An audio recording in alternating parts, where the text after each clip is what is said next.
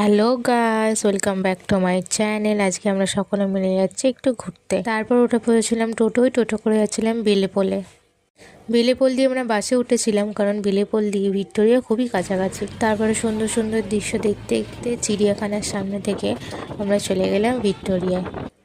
তারপরে এখানে এসে বাইরে থেকে কিছু খাবার কিনে নিয়েছিলাম, কারণ ভিতরে খুব একটা খাবার পাওয়া যায় না। তারপরে এদিকে আসি টিকিট কাটার জন্য, আর এদিকে এসে দেখি কতটা পরিমাণে ভিড় রয়েছে। তারপরে টিকিটটা জমা করে দিয়ে আমরা ভিতরে এন্ট্রি করলাম। ভিতরে এসে দেখি ততটাও পরিমাণে ভিড় নেই যতটা বাইরে ভিড় ছিল, বেশ ফাঁকা ফাঁকাই রয়েছে চারিদিকটা। তারপরে ঘুরতে ঘুরতে বসার জন্য জায়গা খুঁজে নিচ্ছিলাম। তারপর সবাই মিলে বসে কিছু খাবার খেয়ে নিই। অনেকক্ষণ বসে থাকার পর তারপর এদিকে একটু ঘুরতে ঘুরতে চলে আসি। এদিকে এসে দেখি কত সুন্দর সুন্দর নানান রকমের ফুলের গাছ বসানো রয়েছে, তাই ফুলগুলোর কাছে না এসে থাকতে পারলাম না। এখান থেকে বেরিয়ে খিদে পেয়ে গেছিলো, তাই খেয়ে নিয়েছিলাম একটু মোমো। আমাদের হাতে অনেকটাই সময় ছিল, তাই চলে এসেছিলাম রবীন্দ্র সদনে। দেখতেই পাচ্ছি রবীন্দ্র সদনে আজকে কতটা পরিমাণে ভিড় রয়েছে।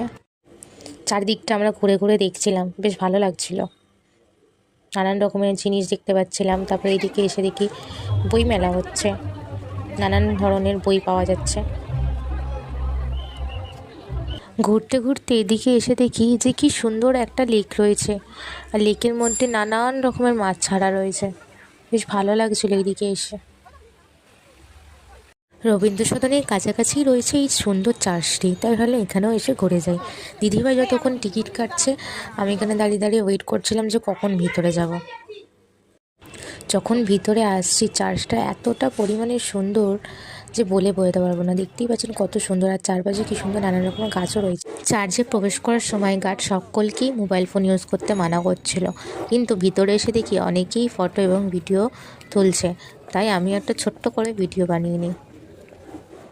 চার্চের ভিতরটা খুব সুন্দর করে সাজানো ছিল। তারপরে ঘুরতে ঘুরতে চলে আসি চার্চের পিছন দিকটা, এখানে কি সুন্দর বসার মাঠ রয়েছে। তারপরে এখানে কিছুক্ষণ আমরা সময় কাটিয়ে নিই। চার্চ থেকে বেরিয়ে খেয়ে নিই সেখানকার ফেমাস সিঙ্গারার চাট। খুব সুন্দর খেতে ছিল এই চাটটা। বাড়ি যাওয়ার সময় হয়ে যাচ্ছিল, তাই আমরা যাচ্ছিলাম বাস স্ট্যান্ডের দিকে। তারপরে দিদিভাই শেকড় ধরে চলার প্ল্যান করছিল, কিন্তু চলেনি। বাস থেকে নেমে উঠে পড়েছিলাম টোটোতে। এখানে এসে বাড়ি যাওয়ার পথে কিছু খাবার কিনে নিই। প্রচুর পরিমাণে ঠান্ডা লাগছিলো, তাই মামির চাদরটা নিয়ে একটু গায়ে দিয়ে দিয়েছিলাম। আজকের এই ভিডিও আপনাদের কেমন লেগেছে প্লিজ কমেন্টে জানাবেন। Like and subscribe